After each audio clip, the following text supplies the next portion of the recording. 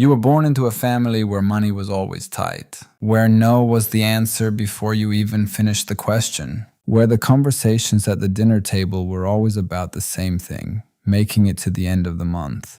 And somewhere along the way, you quietly decided this was just your fate. But here's what nobody explained to you in time: poverty is not only the absence of money, it's a set of mental habits you absorbed without ever noticing.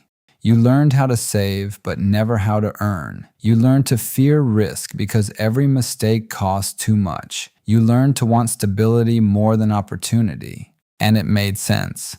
It was protection. When you have no cushion, a mistake is a disaster, not a lesson. So the poor mind optimizes for survival, not for growth. But the same habits that protected you keep you frozen long after the storm has passed. Here's the real trap. Nobody is coming to set you free. No inheritance, no connections, no second chance handed to you for free. It's unfair, and it's true at the same time. And this is where you face a choice most people never actually make.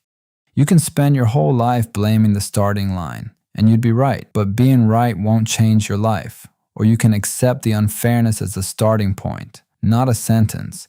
This isn't positive thinking. It's about where you put your energy. So, what do you actually do?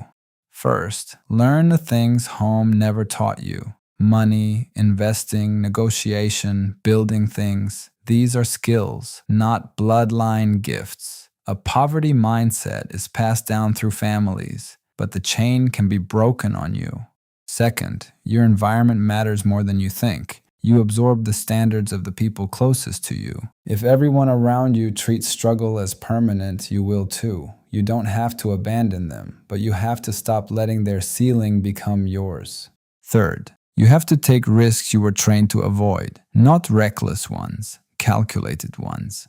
The kind where failure teaches instead of destroys. Because the safest path for someone like you is often the most dangerous one long term. Here's the part that stings. Nobody owes you a way out, and nobody can climb the mountain for you. The world will not slow down because your start was harder. That's the bad news. The good news is hidden right next to it.